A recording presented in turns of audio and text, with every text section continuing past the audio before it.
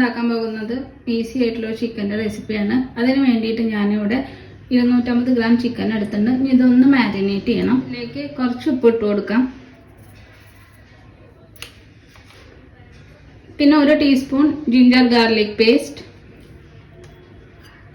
പിന്നെ 1 ടീസ്പൂൺ നാരങ്ങ നീര്. ഇനി ഇതെല്ലാം ഒന്ന് നന്നായിട്ടൊന്ന് മിക്സ് ചെയ്യാം.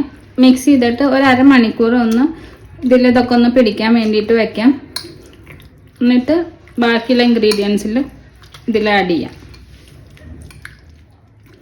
ഇപ്പോൾ ചിക്കനിൽ ജിഞ്ചർ ഗാർലിക് പേസ്റ്റ്, ഉപ്പ്, നാരങ്ങ നീര് ഇതെല്ലാം ചേർത്ത് നന്നായിട്ട് മിക്സ് ചെയ്തു. ഇനി ഇത് അരമണിക്കൂർ റെസ്റ്റ് ചെയ്യാൻ വെക്കാം.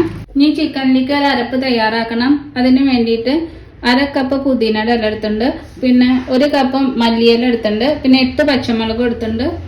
ഇനി ഇതെല്ലാം ഒന്ന് നന്നായിട്ടൊന്ന് അരച്ചെടുക്കണം. മിക്സിയുടെ ജാർ എടുത്തിട്ടുണ്ട്, അതിലേക്ക് ഇതെല്ലാം ഇട്ട് കൊടുത്തിട്ട് നന്നായിട്ട് ഫൈനായിട്ട് അരച്ചെടുക്കാം.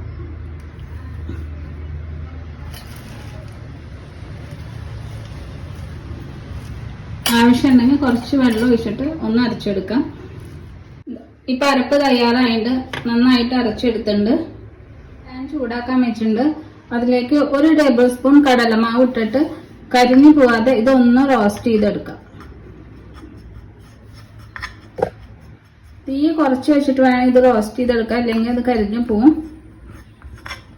ഇത് ചിക്കനിൽ ഇട്ടിട്ടൊന്ന് മിക്സ് ചെയ്യാൻ വേണ്ടിയിട്ടാണ്. അപ്പം ആ കോട്ടിങ്ങൊക്കെ അതിൽ പിടിക്കുക, അതിന് വേണ്ടിയിട്ടാണ് ഈ കടലമാവ് ഒന്ന് റോസ്റ്റ് ചെയ്തെടുക്കുന്നത്. ഇപ്പം ഇതായിട്ടുണ്ട്. തീ ഓഫ് ചെയ്യാം. ഇനി ഇതൊന്ന് ചൂടാറാൻ വേണ്ടിയിട്ട് ഒരു പാത്രത്തിലേക്ക് മാറ്റി വയ്ക്കും. മണിക്കൂർ കഴിഞ്ഞു. മാരിനേറ്റ് ചെയ്ത ചിക്കനിലേക്ക് 1/2 ടീസ്പൂൺ ചാറ്റ് മസാല ഇട്ട് കൊടുക്കാം, 1 ടീസ്പൂൺ ഗരം മസാല പൗഡർ, പിന്നെ കുരുമുളക് പൊടി 1 ടീസ്പൂൺ കുരുമുളക് പൊടി ഇട്ട് കൊടുക്കാം. ഓരോരുത്തരുടെ എരിവിനനുസരിച്ച് മുളകിൻ്റെയും കുരുമുളക് പൊടിയുടെയും ഒക്കെ അളവ് അഡ്ജസ്റ്റ് ചെയ്തെടുക്കാം.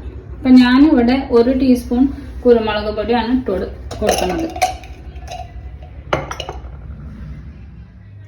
കുരുമുളക് പൊടി ഇട്ട് കൊടുക്കാം 1 ടീസ്പൂൺ കസൂരി മേത്തി ഇട്ട് കൊടുക്കാം. പിന്നെ 1 ടേബിൾ സ്പൂൺ തൈര്, പുളിയില്ലാത്ത തൈര് വേണം ചേർത്ത് കൊടുക്കാൻ. 1 ടേബിൾ സ്പൂൺ തൈര് ചേർത്ത് കൊടുക്കാം.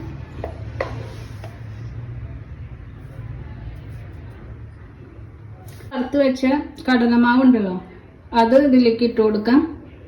പിന്നെ അരച്ചു വെച്ച പുതിന, മല്ലിയുടെ ഇല, പച്ചമുളക് അതും ചേർത്ത് ഇത് നന്നായിട്ടൊന്ന് മിക്സ് ചെയ്തെടുക്കാം.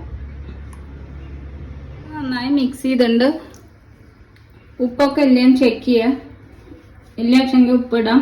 പിന്നെ ചാറ്റ് മസാല ഇട്ടുണ്ട്, ഉപ്പ് ഇട്ടുണ്ട്. അപ്പോൾ ഉപ്പിടുമ്പോൾ നോക്കി ഉപ്പിടുക. അപ്പോൾ ഇത് കുറച്ച് നേരം ഒന്ന് റെസ്റ്റ് ചെയ്യാൻ വെക്കാം. അതിന് ശേഷം ഇത് ഉണ്ടാക്കിയെടുക്കും. അപ്പോൾ ഞാനത് അരമണിക്കൂർ നേരം മാരിനേറ്റ് ചെയ്യാൻ വെച്ചിട്ടുണ്ടായിരുന്നു.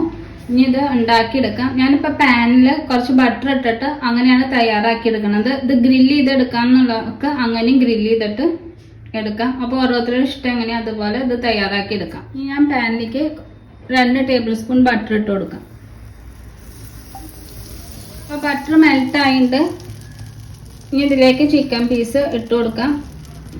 എന്നിട്ട് ചെറിയ തീയിലിട്ടിട്ട് ഇത് വേവിച്ചെടുക്കാം. ഇനി ബട്ടറൊക്കെ ഓരോരുത്തരുടെ ഇഷ്ടത്തിനനുസരിച്ചിട്ട് ചേർത്ത് കൊടുക്കാം. ബോൺലെസ് പീസ് വേണ്ടവർക്ക് ബോൺലെസ് പീസിൽ മാത്രം ഉണ്ടാക്കിയെടുക്കാം. ഞാനിപ്പോൾ കുറച്ച് ബോണായിട്ടുള്ള പീസ് കൊടുത്തിട്ടുണ്ട്.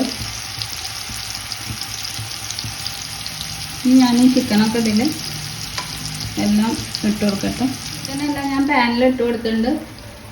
ഇനി ഒരു മീഡിയം ഫ്ലെയിമിൽ ഇട്ടിട്ട് ഇത് കുക്ക് ചെയ്തെടുക്കാം.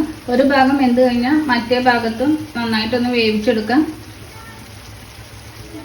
ലോ ഫ്ലെയിമിലിട്ട് വേണം കുക്ക് ചെയ്യാൻ. ഇപ്പോൾ ചിക്കനിലുള്ള വെള്ളമെല്ലാം നന്നായി ഇറങ്ങി വന്നിട്ടുണ്ട്. പിന്നെ ബട്ടറൊക്കെ ഓരോരുത്തർക്ക് അവനവൻ്റെ ഇഷ്ടത്തിനനുസരിച്ചിട്ട് ചേർത്ത് കൊടുക്കാം. പിന്നെ ഗ്രില്ല് ചെയ്തെടുക്കുകയാണെങ്കിൽ കുറച്ച് മെൽറ്റഡ് ബട്ടർ ഇതിന് ഇങ്ങനെ ഒന്ന് തേച്ച് കൊടുക്കുകയും ചെയ്യാം. എടുക്കുന്നവരാണെങ്കിൽ മെൽറ്റഡ് ബട്ടർ ബ്രഷ് ചെയ്ത് കൊടുക്കാം. ഇപ്പം ഇതൊരു ഭാഗം ആയോ എന്ന് നോക്കാം. ഇതൊന്നും മറിച്ചിട്ട് വേണം, ഒന്ന് മറിച്ചിട്ടിട്ട് ഒന്ന് കുക്ക് ചെയ്തെടുക്കാം. ഇതെപ്പോഴും ലോ ഫ്ലെയിമിൽ വെച്ചിട്ട് വേണം കുക്ക് ചെയ്യാൻ, എന്നാലേ വെന്ത് കിട്ടുള്ളൂ. അങ്ങനെ ഇതെല്ലാം ഒന്ന് മറിച്ചെടുക്കാം. ഇപ്പം ഞാൻ വലിയ പാനായ കാരണമാണ് ഞാൻ എല്ലാ ചിക്കനും ഒരുമിച്ചിട്ട്. ചെറിയ പാനാണെങ്കിൽ അതിനനുസരിച്ചിട്ട് ഇട്ട് കൊടുക്കാം. ഇനിയിപ്പോൾ ഞാൻ ഇതെല്ലാം മറിച്ചിട്ട് കഴിഞ്ഞു. ചിക്കനെല്ലാം ഞാൻ ഒരു ഭാഗം മറിച്ചിട്ടുണ്ട്. ഇതിൽ കുറച്ച് നമ്മൾ മസാല ബാക്കിയുണ്ട്, അത് ഇതിലൊന്ന് സ്പ്രെഡ് ചെയ്ത് കൊടുക്കാം. എന്നിട്ടിത് നന്നായിട്ടൊന്ന് വേവിച്ചെടുക്കാം.